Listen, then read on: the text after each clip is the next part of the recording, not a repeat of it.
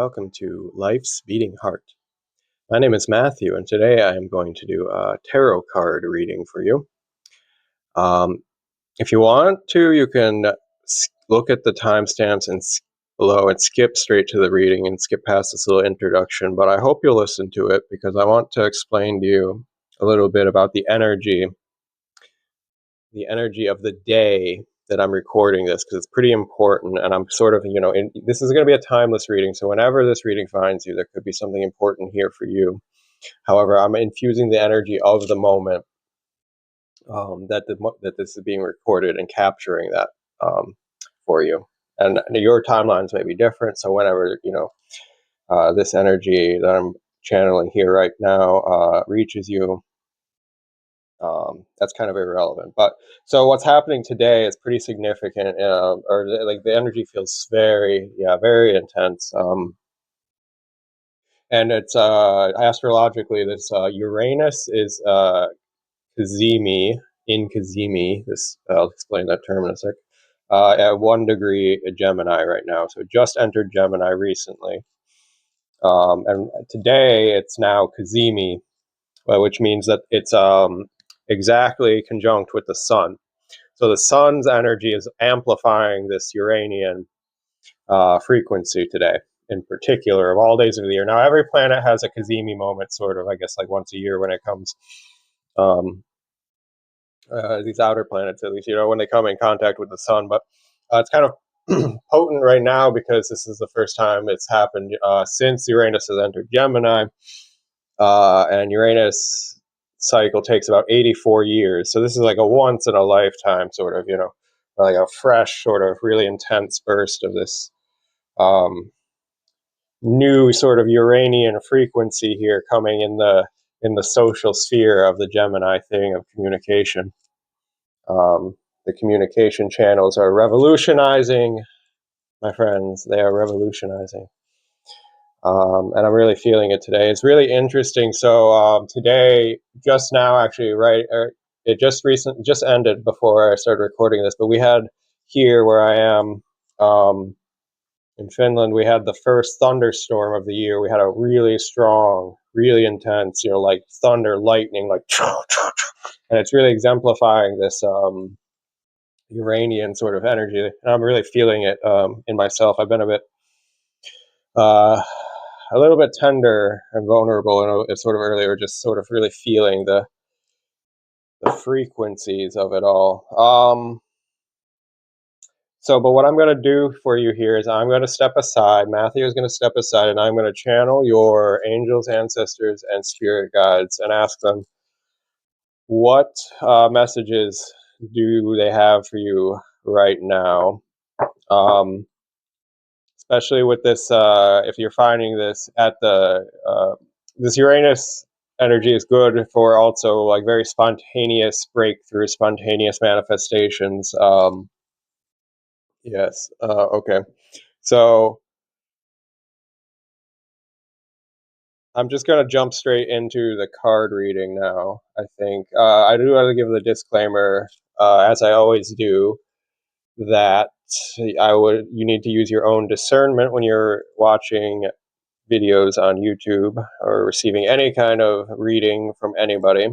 Use your own discernment to know how the messages relate to you and how to apply them to your own life responsibly. Okay. So, what does the viewer need to hear today? What does the viewer need to hear today? Oh, actually, I was just talking about there being a storm in the intro. I don't know if you skipped the intro, some of you might, but I was talking about there was a thunderstorm here, and I just glanced over at this elemental oracle deck, and on the bottom of the deck is storms cleansing. So I'm going to open with the elemental oracle deck and then take the tarot to add some more details. Okay, we're gonna do it that way. It's what is the main theme, the main message for the viewer here today?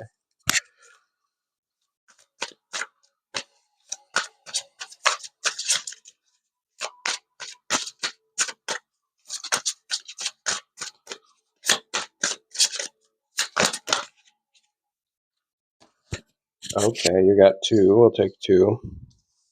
Interesting. You have the desert and pressure. The desert and pressure. So solitariness and transformation. All right. So interesting. This could be a moment for you here of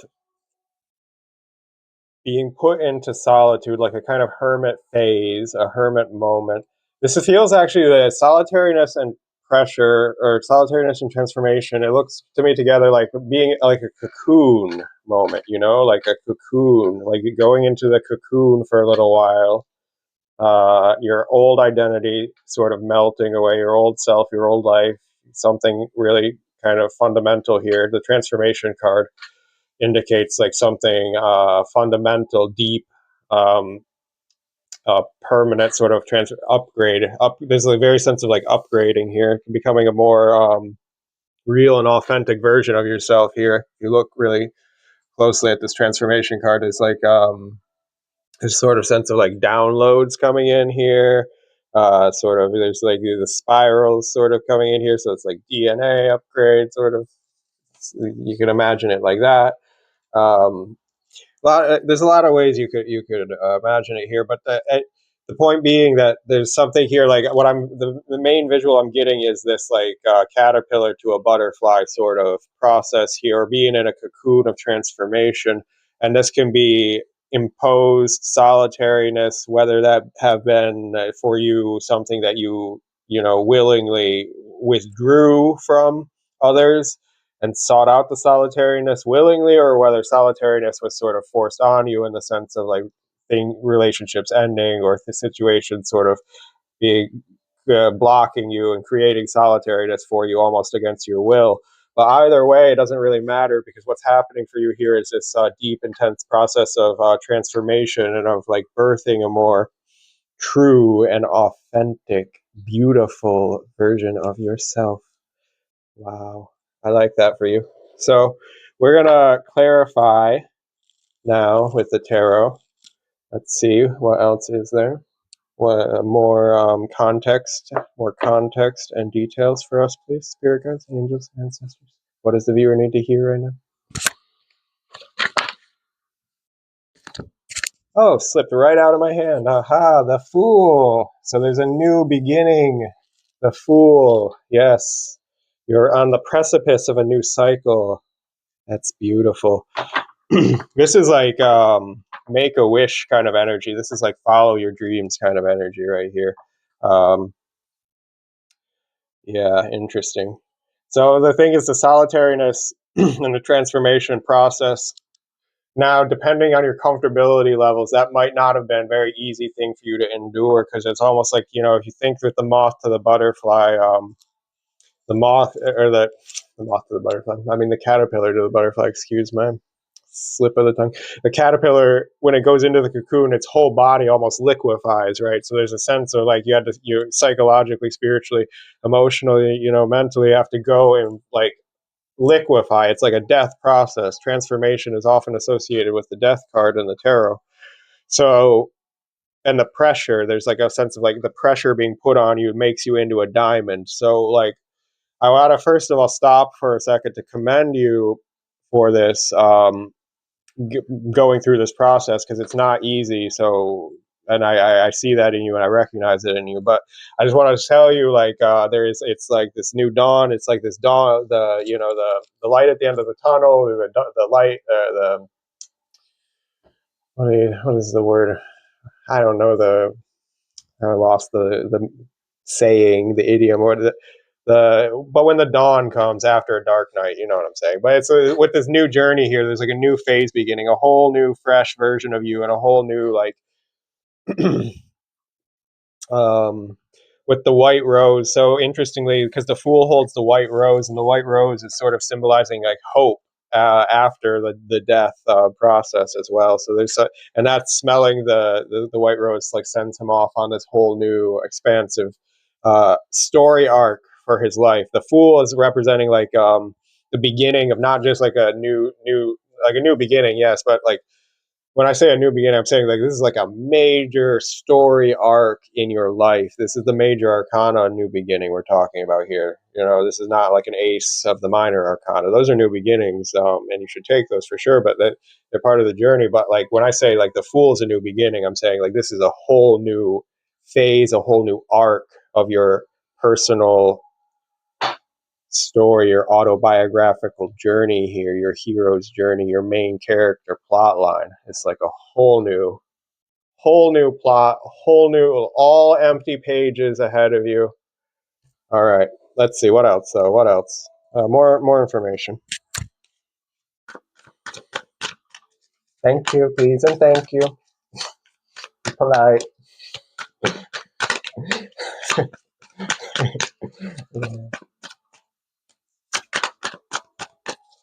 Let's see what else is there for the viewer here.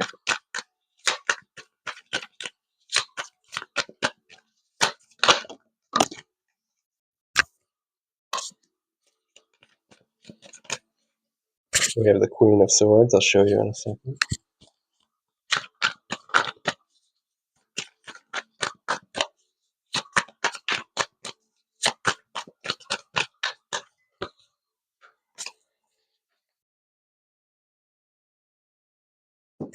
Okay. Let's stop pulling cards there and show you what we got. So we have the Queen of Swords and the Sun. Right. So now this is interesting. So there's almost like a guardedness or a sense of like, whereas the fool energy on its own would just be like foolishly optimistic about, oh yeah, all the new prospects, right? But there's a sense here with the Sun card, and interestingly, there's the purples in the sky of these cards are kind of aligning. I want to show you the colors of the sky are aligning here. On the Sun card, there's a wall blocking the other part of the sky, or mountains in the background, so you can't see the sun. You can't see. Let me just show you what I'm seeing. Sorry. So on the Sun card, there's a mountain and a castle walls like in the foreground, meaning although like the sky is sort of the same, you can see the sky on the Fool card and the sky on the Sun card are like blending into each other. So it's almost as if it's the same sky, the same moment. It is the same sunrise coming. The Fool is able to see it. On the Sun card, they're not fully able to see it yet. It's going to take a little longer for the sunrise to actually rise over their horizon and become fully visually apparent in their manifest reality because of all of the walls they have up and all of the do you see it because of the walls they have up? It's just blocking the view a little bit. The sunrise has to like rise a little bit higher first, and the mountain in the background, right? And so that's what I'm seeing with this Queen of Swords here. So the Queen of Swords being like the defensive part of you, the protector parts of you, right? The parts that that have learned from the pains of your past and gained experience and knowledge and wisdom and defensive, protective capabilities of you. It became your healthy boundaries, which is great and all. But when you have like walls and boundaries, like you do need those to protect yourself, but also walls and boundaries, like too much of a degree will keep things out. It'll keep blessings and positivity out as well. It keeps the love out if your boundaries are too solid. So also with the solitariness, for some of you, only take this if it relates to you, but if it does relate to you, you're going to feel it, you're going to know. But like solitariness could have been like a defense mechanism for you to the point of like hyper independence. I had a no hold, hyper independence could be a thing for some of you, or you know what I mean, like just not feeling like, oh well, I can't rely on anyone, so I will, yeah. So, but there's a sense here with the queen, because the ice, there's these ice sort of crystals behind the queen here, and these are her accumulated wisdom. This is like yeah, but at the same time, like there's a metaphor here with the ice, or being guarding her heart or freezing her heart, or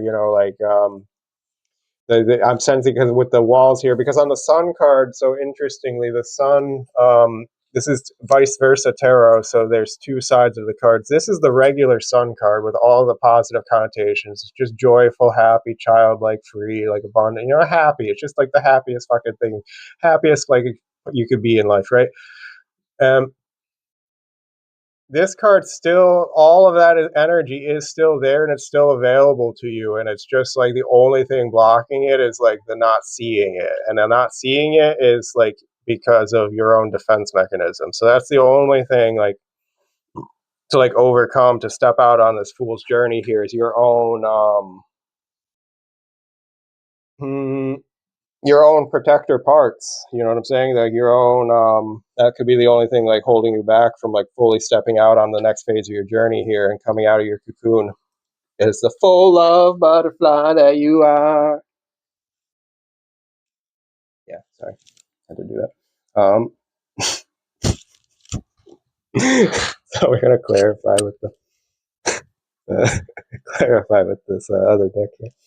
Solitariness. Let's clarify solitariness.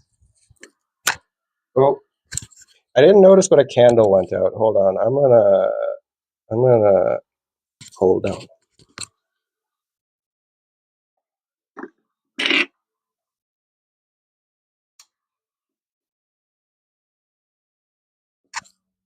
Why did I try and like block the wind with the light here? I tried to block. There's no wind in my room to block. Okay, absurd. All right. We're gonna clarify the solitariness card. The desert.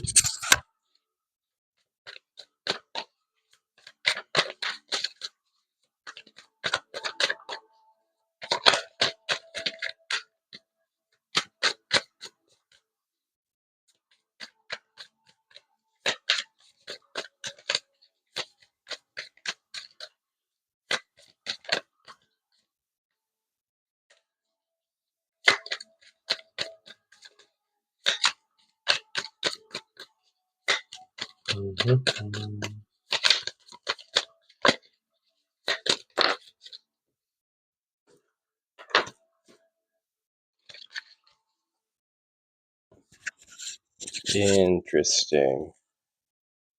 Oh wow, that's actually pretty profound. Sorry, thanks for taking being patient with me. I'll shuffle that out, but this is the perfect card. Actually, it took a second to get there, but it's because it had to be this card. This is the perfect card, trust me. So you got the desert and the fertile earth. Wow, the metaphor. Like, can you imagine? Like transforming the desert back into fertile earth, like undesertifying. What the fuck is there's a term for that. Like, well, there's like desertification. That's when like fertile land gets turned into desert. But then, fuck me, I can't remember the term for like the reversing of the process. But anyway, like the restoration of the land, though. That anyway, basically, there's something here about bringing like fertility back into the land here, like as a metaphor, maybe literally for some of you, but as a metaphor here. And there's a beautiful like double message here, because this is the solitariness card. So this talks about that you've been solitary, but the fertile earth card wants to talk about like what can you give to others. Like the fertile earth is about like what can you plant, what seeds can you plant, what land can you till, what and for the benefit of your whole community. That's the really beautiful thing here. So there's something here about coming out of the solitariness now to start to give your gifts back to your community. Fuck me, that's beautiful. Jeez, wow. The metaphor of the fertile earth and the desert, like transforming the desert back into fertile earth again. Like, oh, like the earth needs that. Like the earth needs that, and we need that for our spirits. Like as people, like we have like a desertification of the human spirit, of the human soul in the society. Society has become like a desert. Like we're all like so many people are like living in a city with like jam packed with millions of people all around them, and they all live in these tiny little isolated little fucking bubbles, and they all feel lonely. They all feel lonely in the midst of it's like a spiritual desert out there, man. Jesus. Oh, I'm going on a whole thing now, but like, just like, if that energy could come back, if we could bring that, like, that sense of like, yeah, just of community and of like, what can you contribute to like others and to the good of the people around you as well? Like, how can you use your gifts and like what you are like cultivating in your solitariness, and then because we all need to have hermit phases, like that's a natural like part of a life process. But like, when like when you have sort of gone into yourself and found your gifts, like how can you bring that out and make something fertile for that, and then the fertile farm, feeds you, and it feeds your family, and it feeds your community, like, isn't and if we all just started doing that more, like, the world would be such a more abundant place. Because here's the thing, it's like the poverty and the scarcity is like a false construct here. We're going to get into some fucking matrix breaking shit, because we kind of got to a little bit think outside the box here, guys. Like, but like the poverty and the scarcity thing, it's like a false construct, because people are kept to be separate from themselves. People are not really taught to love their neighbor and take care of their neighbor, right? You know what I'm saying? And I know, like, I know how people are, right? I know, like, sometimes dealing with people is like, ooh. But like, still at the same time though, just on like a human level though, like, like that's kind of like how the powers that be keep people separate and keep people impoverished and disempowered. It's like through the disconnection of like people in local communities, and just breaking us apart and separatizing it, like divide and conquer, divide and conquer. That's how they rule us. It's divide and conquer. So like, the more that the people come together, the more that this like abundance and richness is created, the more that our power grows as people, the more that our resources grow as people. Okay, do you understand the transformational power that we have? Are you listening to me? Oh my God. All right. Never mind. We're going to move on. All right. What's this transformation card? We're going to clarify the transformation card.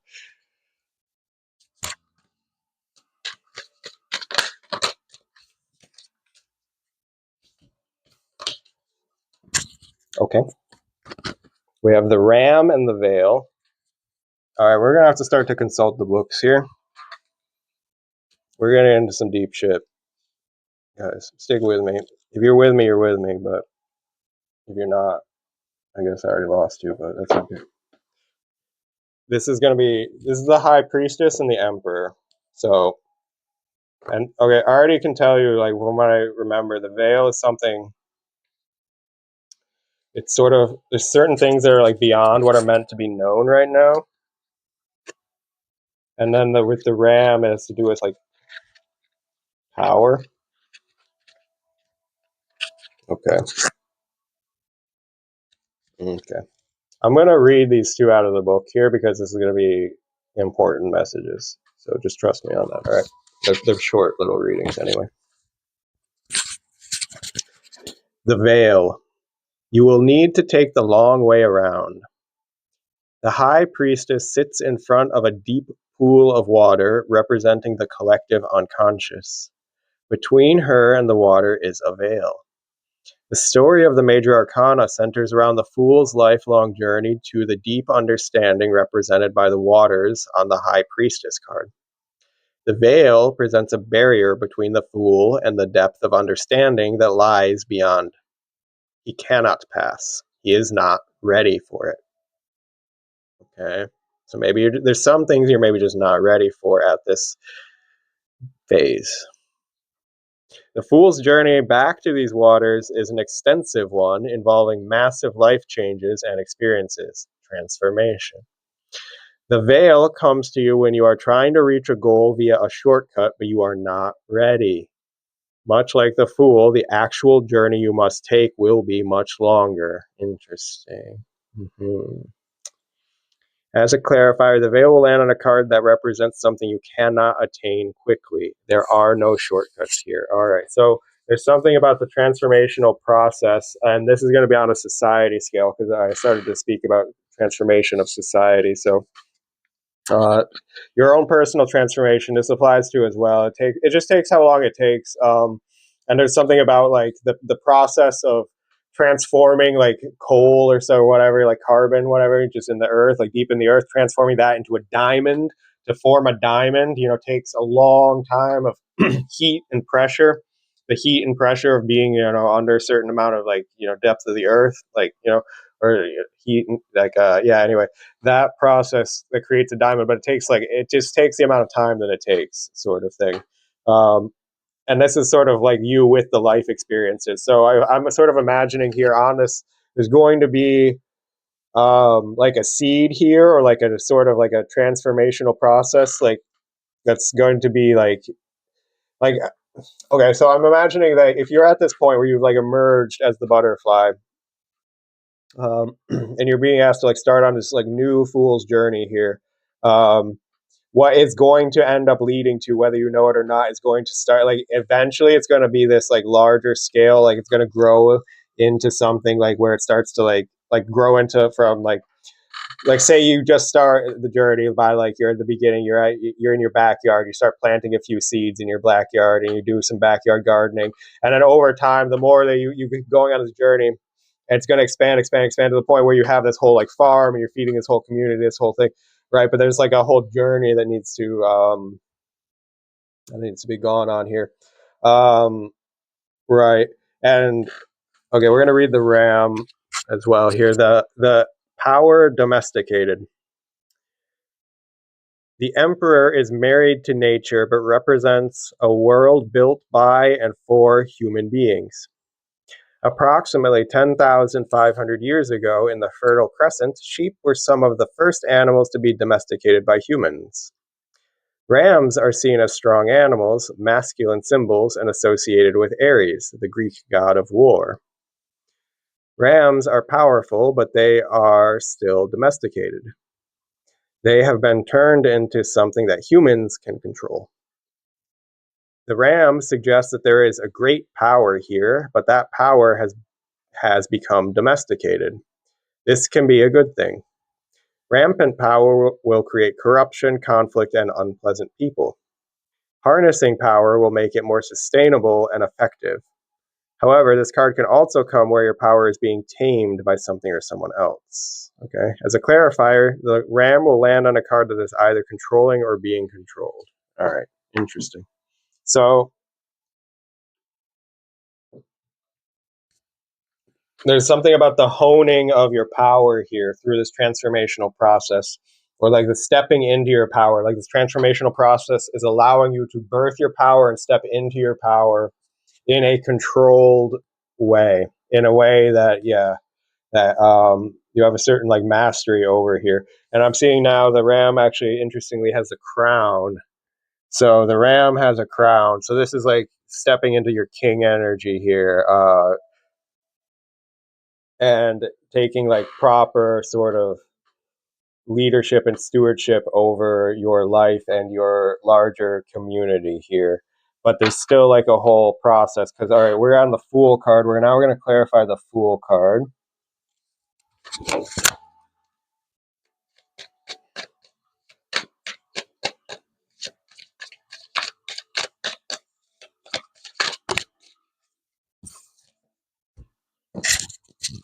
All right. So we have the Garland. The Garland is represents the Strength card. The Garland talks about compassion, the sort of love and compassion that is applied in the Strength. So I guess what this is saying here, this is going to be a new journey, which is asking you to like lead from the heart, lead from your strength is your compassion. Your strength is your loving self. Your strength is your openness and your vulnerability and your willingness to be love. And in the face of all of the uh, pressures of the world, right? The negative pressures out there that would certainly have you be otherwise. But to just continue to hold that, like to be strong in that loving, compassionate sort of nature, or to find that in yourself and draw on that as a source of strength here. Um, Yeah. Interesting message. Okay. We're going to clarify the Queen of Swords next.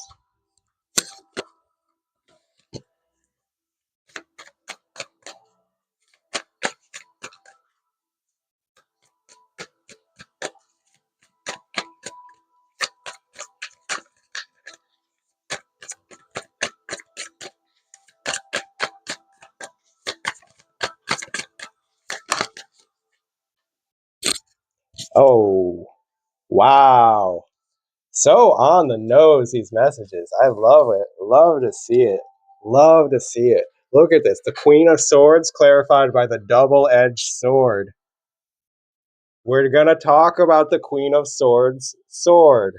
Her sword is double-edged. Your mind is double-edged. Your mind is your greatest blessing and your greatest curse. It's like the knife, the chef, he can he could chop up all the, all the veggies, all the food, he can make a beautiful meal. Same knife, he can chop off his own hand, he can chop off his own fingers, right? So it's all about like what you're doing with your knife. Now, people have a lot of very, very poor control over their minds. We are weak-minded people. There's no shame in it, okay? Don't shame yourself. We are all weak-minded people here in the Western societies. We are conditioned to be. It's not, really our faults ultimately, but you can start to take responsibility for yourself. You can learn to strengthen your mind. You can, the best way to do that, by the way, is to develop a sincere and dedicated meditation practice. FYI. If you really want to be a strong-minded person, if that's something you care about, then go for it. Otherwise, so anyway, though, with the double-edged sword, though, so here's the thing: like people's minds, the way that our minds work, they can work counter purposes to us. Unfortunately, if you're not like well in control of the whole thing, it can be like working counter purposes to you. So, and what I'm sensing here with the way that we clarified it on the Queen of Swords, because it's like showing on the back side of the Queen of Swords, and what I was talking about, this is the crystallization of the wisdom of her past experiences, of the ways that she's been hurt before and the things that she learned from them, as defensive protective mechanisms, boundaries, like things, belief structures, things that you've built up around yourself, which do protect you. I'm not saying they don't protect you by and large, but also sometimes they're limiting you here. Remember, with the walls, because with the sun card, we're going to clarify the sun card still next, but this is like not being able to see all the potential positivity because of the certain amount of like walls up and the defensive things here. And then, yeah, this could also just be a little bit of, I mean, the number one thing I'm seeing here is is overall actually like belief structures, like limiting belief structures, and they might even, you might even be as the person who you think you've done a lot of this healing work, and probably you have, certainly have, but there's like still something here. There's still something here that's like cutting you. Like if you look at this double-edged sword here, there's 3 drops of blood. Um, Someone's getting cut on their own sword here, so you gotta like be aware of how you're doing that to yourself, and just like figure yourself out. You sort your shit out a little bit, master your swordsman skills, so that you're not cutting yourself with your own mind and your own mindsets. Okay. Because we hate to see it. We hate to see that. All right, we're gonna clarify the sun card next.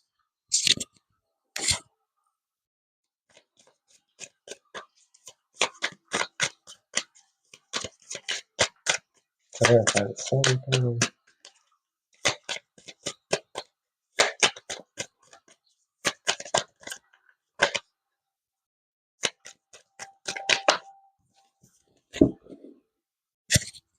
Oh, okay. Interesting. The steed. This is the chariot. It's a motorcycle in this deck. It's fun. It's like a modern version of the chariot, right? The motorcycle. Um, I actually want to look at this one in the book. What does it say as a clarifying card?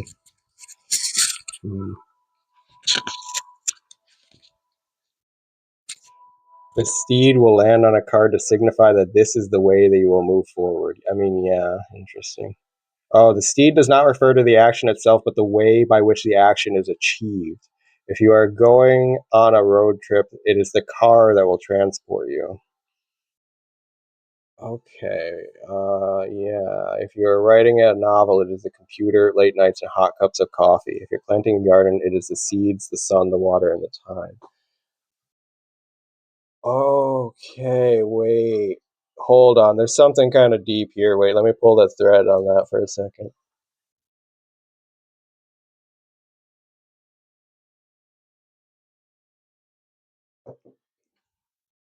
There's something about your ability to turn your outlook, your outlook, your your perspective, your are you a glass half full or a glass half empty person? Because right now I'm looking at the glass half empty side of the sun card, and we're just talking about your belief systems. If you're able to turn your outlook, your general outlook, a little bit more optimistically, if you're able to see the silver lining in the clouds a little bit better, if you're able to always look on, see the optimistic side of things, that will be a vehicle for you. Wow, that's kind of a weird message, but that's interesting. That, like, the ability to see the sunlight, to see the light, or see the optimistic view of things, will be a vehicle for you that will take you where you need to go. It will get you where you need to go in any situation. Ooh, ooh! I hope you remember that. I hope that one sticks in your head, because that's kind of profound, actually. Because, like, there's something here with the sun, like, rising here in this in your world here. But, like, if you're able, this card talks, the sun card talks about it's not that the sun isn't there, it's just that they aren't able to see it as clearly, like, yet. And it's like the optimism, the sun is coming. It's like the only thing that's standing behind, preventing you from seeing how good things are and how good things could be for you, and like your full true power here, where we're talking, go back to talking about the ram and the power, and like the veil of, like, you don't even fucking understand yet how much, like, power and abundance and, like, amazingness you can create here. It's like how fucking good things could be. Like, you don't even comprehend how good things could be for you. But it's because of, like, the limiting belief here of, like maybe it's like, if you only experience certain things in the past, like you only ever experienced in the past, like things not kind of working out great for you, it's like it's hard to even somehow imagine, like, the extent of, like, how fucking good, like, if something worked out not just, like, okay, but, like, worked out, like, great, like, beyond excellent, like, you know what I'm saying, like, there's something here about, like, to move yourself through this transformational process and stepping out of the solitude. There's something here about, like, the needing to have the optimism, like, that, like, brighter days are ahead is going to be, like, the vehicle that carries you, like, through to the point where, like, the brighter days are, like, where it's like you're not just, like, here with your sad horse, like, in the barren fields, like, you cross over that, you cross past that wall, and then you're in the open fields, sunlight, sunflower fields, happy days, happy days, happy days, right? They're on the way, they're on the way, they're on the way. You just have to, be like, see that direction, and use that as, like, the thing that's carrying you forward here. And then remember also, your strength is your love and compassion and your open heart and your beautiful, loving heart. All right. That's what I got for you here. So, yeah. There's something you remember also. Ooh, I really want to bring it back with the desert and the fertile earth. There's something, because you have a lot to give. You have a lot to give and create for the community. Not like the amount of abundance that you can create, that you have the potential for here, is, like, so profound that it's gonna, like, overflow and be, like, more than enough to provide for, like, a whole community. But there's a whole journey that needs to, like, be going on from between here and there, and there's like a transformational process of your own self that needs to be undergone here for you to step into that power as well. And it all sort of depends on this mindset shift. Wow, that's pretty cool. And willingness to step out of the solitariness and to, or like when when you're there is a moment. So there's a cocoon moment, but then there's the stepping out for the new journey as well. All right, so. Yes, that was the summary of the reading. I'm going to end it here. Thank you very much for listening. Comment down below if you have something to say. Click the like button if this was helpful or interesting for you in some way. Subscribe if you want to join my community and see more similar, other different kind of content sometimes also. And if you're a returning subscriber, welcome back. I love you. Until next time, for more words from the heart.